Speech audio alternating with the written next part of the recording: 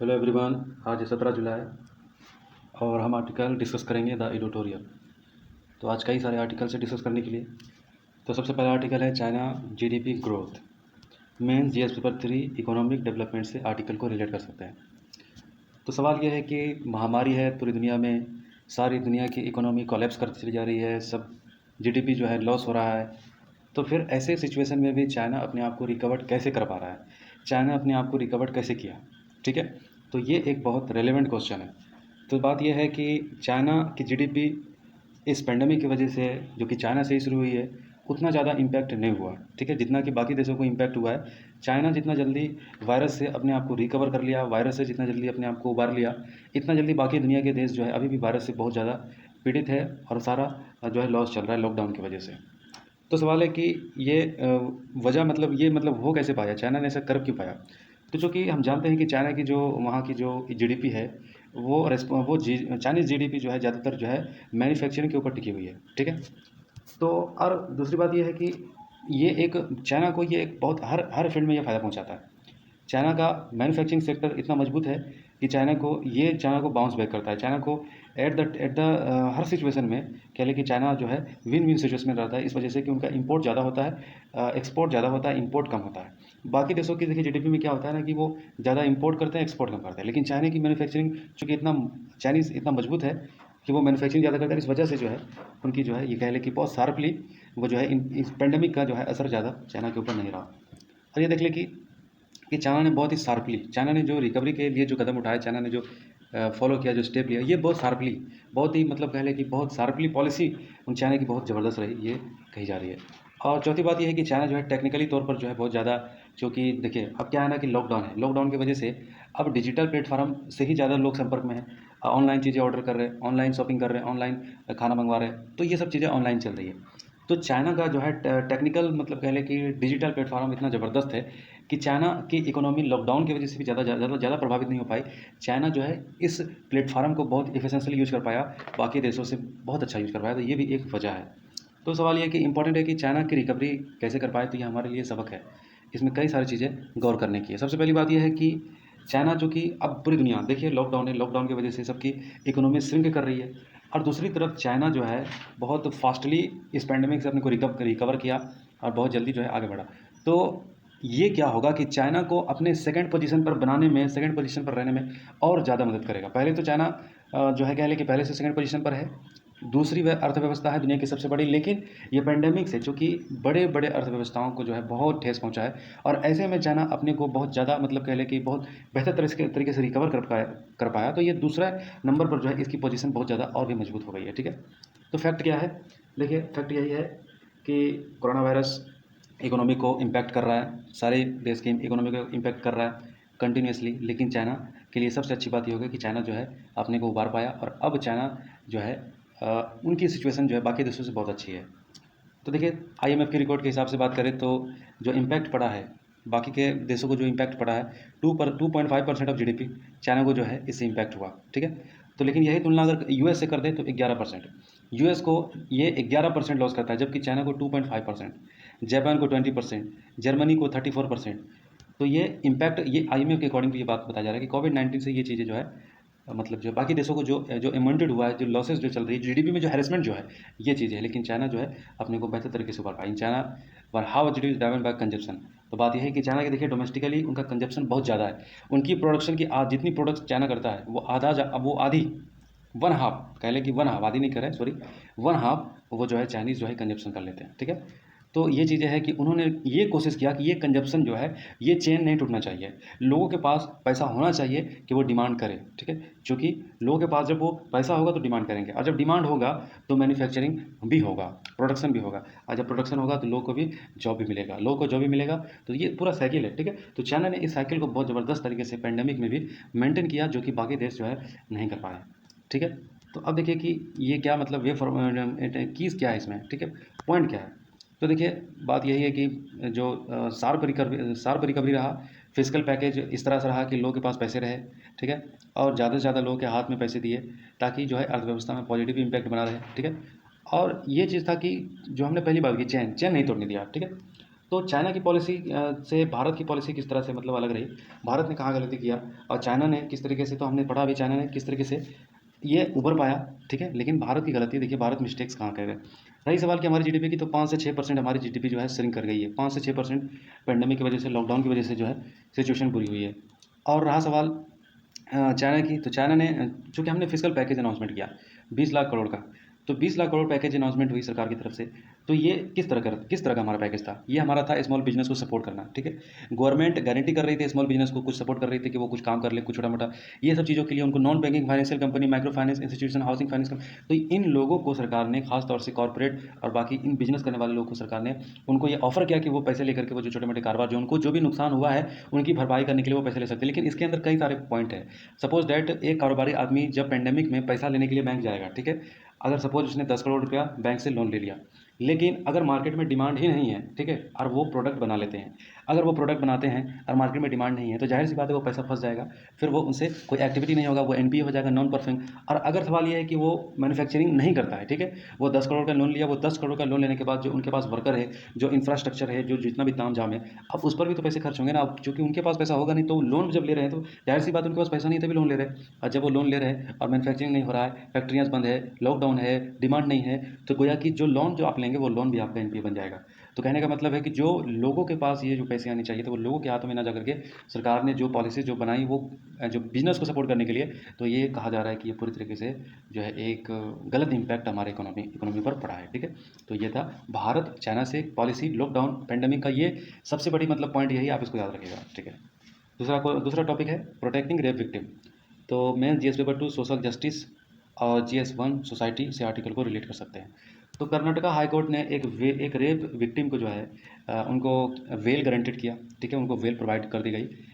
तो ये कहा जाता है कि देखिए हाई कोर्ट का ये कहना था कि क्राइम तो किया, सीरियसनेस का मत, कितना भी सीरियसनेस कोई किसी बंदे ने भी क्राइम किया हो, लेकिन एक नागरिक के तौर पर उसकी लिबर्टी को पूरी तरीके से जो है 100% कह लें पूरी तरीके से उसको जकड़ा नहीं जा सकता, लिबर्टी, उसकी लिबर्टी को भी नज़रअंदाज नहीं किया जा सकता। यह हाई कोर्ट ने ये बात कही। तो अब सवाल ये है कि इसका मतलब, इसका सोशल आउटलुक क्या है, मतलब कह लें कि ये क्या चीज़, मतलब जो हाई कोर्ट की तरफ से ये जो बातें की गई है। तो पहली बात ये है कि देखिए ये केस को क्या करता है ना, रेप को हल्का करता है।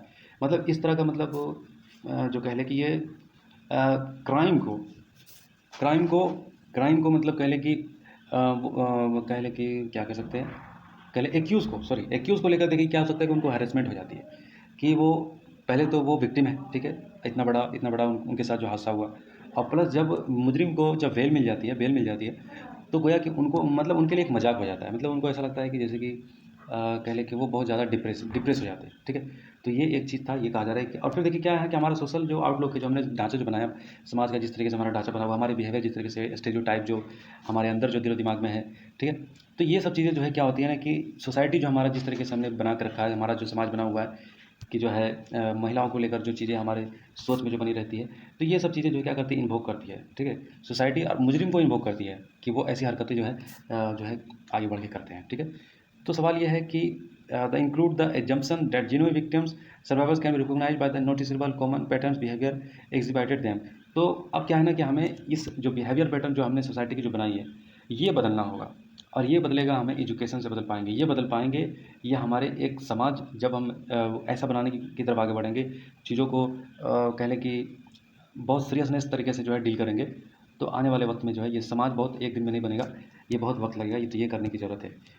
तो जैसा कि हमारा सोसाइटी देखिए अलग अलग क्या है ना कि मतलब स्टेरियोटाइप है, मतलब आपने शराब पिया, आपने पार्टी में गए, आप जो है भड़काऊ कपड़े पहने, तो इस तरीके से जो है आपको मतलब जो आपने मतलब ऐसी मतलब इस वजह से जो है लोग अट्रैक्ट हुए आपको, आपके ऊपर, तो फिर ये चीज़ें मतलब रेप के बारे में कही जा रही है। तो देखिए खाली ये एक वजह नहीं है, मतलब ये एक हो सकता है, ये एक वजह हो, लेकिन पूरा का पूरा मतलब ये एक वजह नहीं दे सकते कि यही वजह था जिसकी वजह से रेप हो गई, ठीक है। तो such activities also regarded to be an equivalent से कॉन्सेंट टू सेक्स और इन्वाइटिंग रेप, ठीक है, ये बात कही जाती है।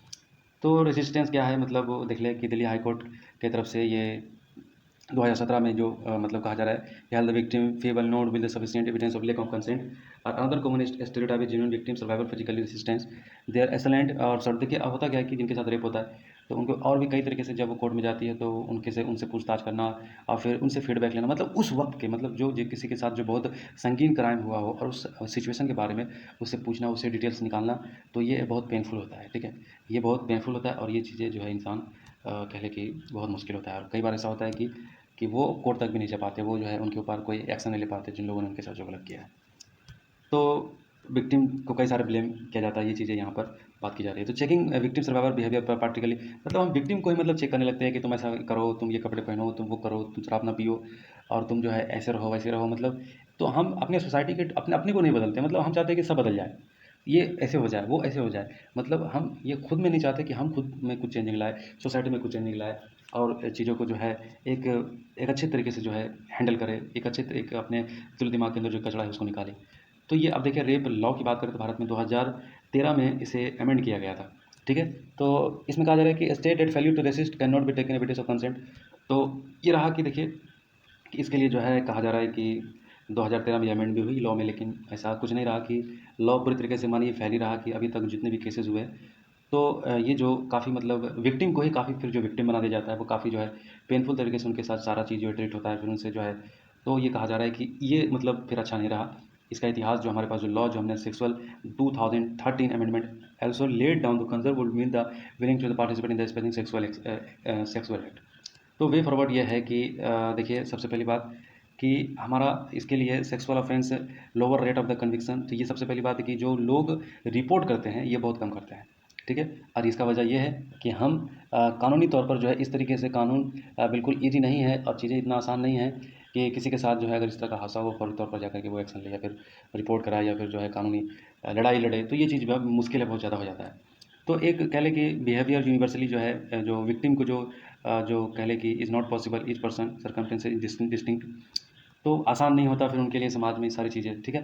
This stereotype reflect deeply interest and particularly bias in the criminal justice system and society.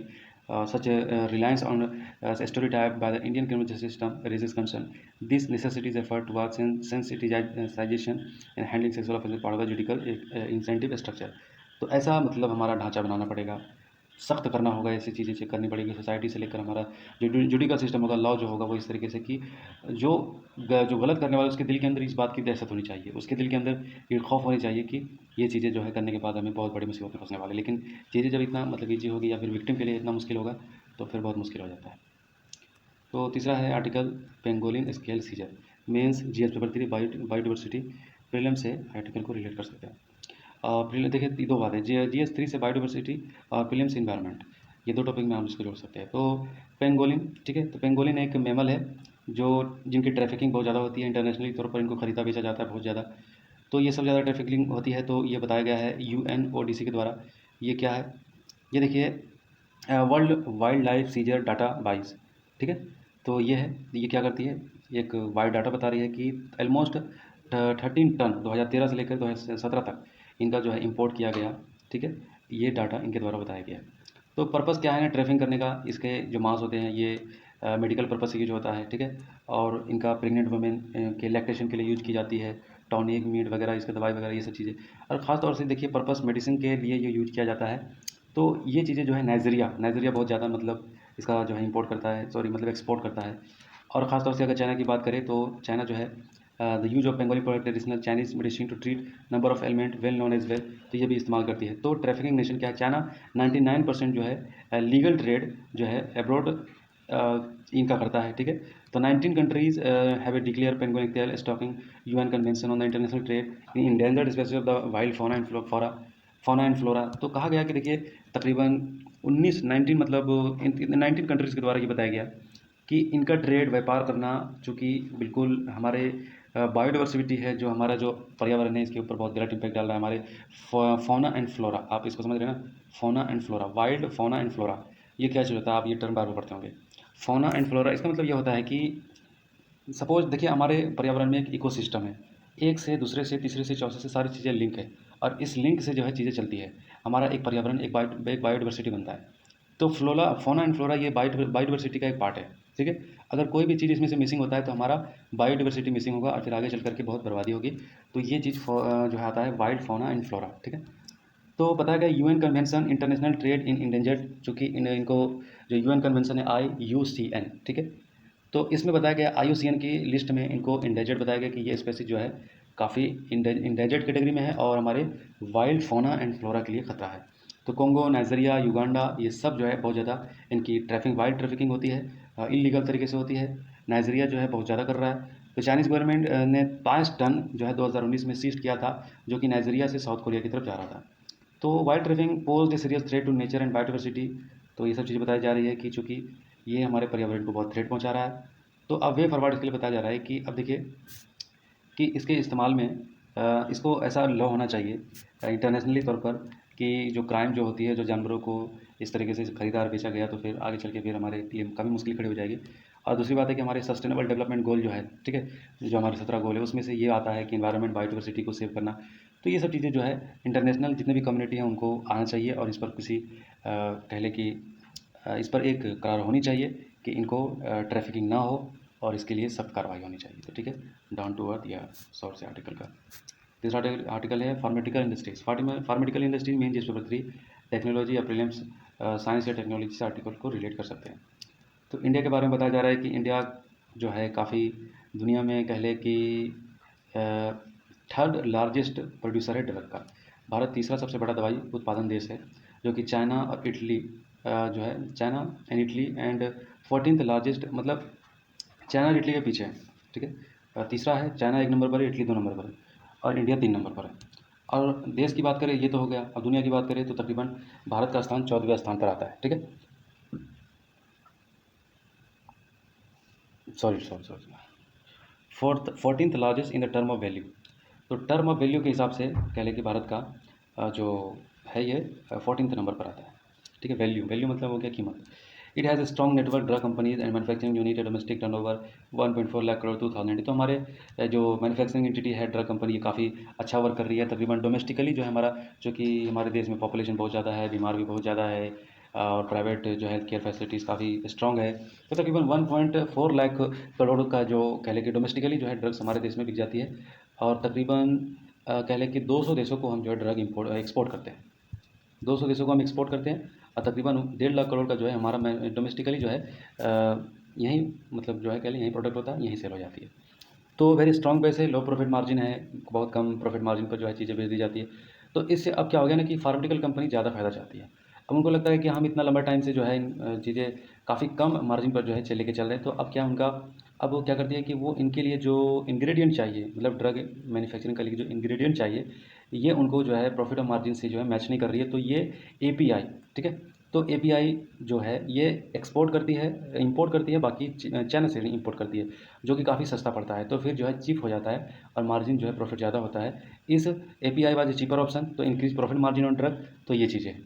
तो एपीआई क्या है, मतलब इंग्रेडिएंट है मैन्युफैक्चरिंग ड्रग बनाने के लिए, इंग्रेडिएंट है एपीआई, ठीक है, जो कि चाइना से इंपोर्ट करते हैं और 68% ये चाइना से ही इंपोर्ट किया जाता है, 68%। तो कहने का मतलब है कि अभी चाइना के साथ हमारा टेंशन है और ड्रग के मामला में चूँकि हमारा दुनिया में तीसरे नंबर पर है, 14वां स्थान हमारा वैल्यू के हिसाब से है और 68% अगर रॉ मटेरियल अगर हम जो है चाइना से खरीदेंगे ड्रग के लिए, तो जाहिर सी बात है फिर हमारी काफ़ी जो है कह लें हेल्थ केयर सेक्टर जो है चरमरा जाएगा, ठीक है। तो टीफेक की रिपोर्ट है। टीफेक क्या है? टीफेक है technology information forecasting and assessment council, ठीक है। तो ये एक ऑटोनोमस ऑर्गेनाइजेशन है, डिपार्टमेंट है under science and technology government of India, ठीक है। तो टीफेक ने ये सलाह दिया कि एपीआई जो है ये हमें शॉर्ट और मीडियम टर्म में जो है हमें चाहिए, तो सेल्फ रिलायंट के लिए तो ये चीज़ें है, लेकिन आने वाले वक्त के लिए, फ्यूचर के लिए ये एपीआई जो है हमारे लिए काफ़ी नुकसानदायक होगा अगर कोई दूसरा कोई ऑप्शन अगर हमें नहीं मिलता है तो कुछ हाईलाइट किया जा रहा है कुछ पॉइंट को। तो indigenous product of active pharmaceutical ingredient need to scales up to level where the production economically viables identified list of API that need prioritise manufacturing and associated advantage. The major recommendation given the report include focus on engineering and scale aspect of technology development. तो report में ये focus की जा रही है कि जो technology हम जो मैन्युफैक्चरिंग करते हैं और जो रॉ मटेरियल जिसका हम चाइना से इंपोर्ट करते हैं, तो अब हमें आइडेंटिफाई करना चाहिए कि एपीआई ये हमारे देश में एसोसिएटेड हो, हम ही मैन्युफैक्चरिंग कर ले, हम इसका भी रॉ मटेरियल जो है उत्पाद कर ले, ठीक है। और दूसरी बात है कि अपने टेक्नोलॉजी को इन्हेंस करें, ठीक है। तो mission mode chemical engineering with defined target uninterrupted synthesise of molecules and to create mega drug manufacturing cluster with common infrastructure in India, ठीक है। तो जो एपीआई जो हम चाइना से इंपोर्ट कर रहे हैं वैसा ही कॉमन इंफ्रास्ट्रक्चर भारत में बनाया जाए, ठीक है। तो इसके तरफ आगे बढ़ना चाहिए, इन्वेस्टमेंट आनी चाहिए, इन्वेस्टमेंट प्रायोरिटी करनी चाहिए, इसके ऊपर इस इन्हेंस करनी चाहिए, रिसर्च पर खर्च करनी चाहिए, ठीक है। टेक्नोलॉजी है जारी जो हमारे रिएक्शन जो है केमिस्ट्री जो cryogenic reaction and membrane technology other suggestion बताया जा रहा है कि the report further suggests chiral building block through the biocatalysis for production of niche intermediates involving enzymatic reaction fermentation या पोटेंशियल इंडियन एपाई इंडस्ट्रीज, ठीक है। तो ये चीज़ें हैं। Focus on antiviral drug which require nucleic acid building block thymine cytosine adenine guanine. तो कई ऐसे ड्रग्स है जो निर्भरता अगर हमारी ऐसी है कि बगैर चाइना के हम बना ही नहीं पाएंगे, तो ये चीज़ें हमारे लिए काफ़ी मुश्किल पैदा हो जाएगी, ठीक है। This are not manufacture. तो कुछ मेडिसिन के नाम भी बताया जा रहा है, जैसे कि थायमिडीन, साइटोसिन, एडेनिन, ग्वानिन, जो कि भारत में बनता भी नहीं है। तो ये चीज़ें हैं कि ये मतलब एक अच्छा संकेत नहीं है, ठीक है। तो government should encourage Indian companies working in chemical segment. तो जिस तरह से हम मैन्युफैक्चरिंग में ध्यान दे रहे हैं, जो प्रोडक्ट कर रहे हैं दवाइयाँ और बाकी दूसरे देशों को सप्लाई कर रहे हैं, अब जो है 1.5 लाख करोड़ का जो इनकम यहाँ पर कर ले रहे हैं। तो अब जो हम फोकस पैकेजिंग पर कर रहे हैं, जो मैन्युफैक्चरिंग पर कर रहे हैं, जो बनाने में कर रहे हैं, तो ये फोकस हमें अब केमिकल सेगमेंट में करना चाहिए, ठीक है। जो केमिकल्स जो जिससे कि रॉ मटेरियल है जो दवाई का, जो उस पर फोकस करनी चाहिए, उस पर रिसर्च करनी चाहिए, उसमें टेक्नोलॉजी इन्हेंस करनी चाहिए। उसके लिए जो है कह लें मैंने इंडस्ट्रीज एंटिटी लगानी चाहिए, ठीक है। तो वे फॉरवर्ड यही है। The report has broad the strength market trend opportunities 5 sector including health care which are critical from India's perspective. तो मैं तो बार बार ये बात कर रहा हूँ कि ये चीज़ जो है काफ़ी सीरियस इशू है। तो अगर हम पूरी तरीके से अगर चाइना को एपीआई को लेकर अगर चाइना के ऊपर हम पूरा निर्भर रहते हैं, तो ये सोर्स है पीआईबी का, ठीक है। तो अब दूसरा आर्टिकल है main GS paper 2 social justice से आर्टिकल को रिलेट कर सकते हैं। तो supreme court held that suffering from disabilities entitled to the same benefit. तो सुप्रीम कोर्ट ने कहा कि जो डिसेबल्ड पर्सन है उनको भी वही फैसिलिटीज़ मिलनी चाहिए जो एसटी एससी को जो प्राप्त की जाती है, ठीक है, जो एसटी एससी को प्रोवाइड की जाती है। तो ये चैलेंज क्या है डिसेबिलिटी पर्सन के लिए, देखें तो कह लें कि सारे जितने भी सेक्शन हैं, जितने भी प्रिविलेज लोग हैं, उनसे डिसेबल पर्सन काफ़ी उनकी लाइफ स्ट्रगलिंग होती है। और 2001 की सेंसस की अगर माने तो एजुकेशन में तकरीबन आधे से ज़्यादा डिसेबल पर्सन जो है बिल्कुल लैक ऑफ एजुकेशन होते हैं, लैक ऑफ स्किल होते हैं, और काफ़ी उनकी ज़िंदगी टफ होती है। तो ये कहा जा रहा है कि दिल्ली हाई कोर्ट की तरफ से ये बातें की गई थी कि कोड हैड 2012 में डिसाइड किया गया था कि बैकवर्ड जो है कंडीशन जो है इनको देनी चाहिए, खासतौर से एसटी एससी की तरह जो इनको ट्रीट करनी चाहिए, इनको फैसिलिटेट करना चाहिए तकरीबन जो है चीज़ों को, इनको ज़्यादा सोसाइटी में ज़्यादा, ताकि इनको इनका जो कह लें कि जो इनके अंदर विल है, जो पावर है, जो क्वालिटी है, उससे फ़ायदा उठा पाए। तो 2016 law sought to address this by raising to quota 47 3 to 5%। तो 2016 में ये लॉ भी एड्रेस किया गया था कि 3 से लेकर के 5% जो इनको कोटा दिया जाएगा, ठीक है। प्राइवेट सेक्टर में इनको जो है हायर किया जाएगा, ठीक है, प्राइवेट सेक्टर में हायर किया जाएगा। तो ज़रूरी है डिसेबल्ड पर्सन के लिए जो है सरकार जो सुप्रीम कोर्ट ने जो डिसीजन लिया है काफ़ी बेहतर है, उनको मिलना चाहिए, ये उनके लिए काफ़ी अच्छा होगा, ठीक है। तो ये था आज का आर्टिकल। तो आई होप आर्टिकल आपको समझ में आया होगा, तो दूसरों से भी शेयर करें। Thank you.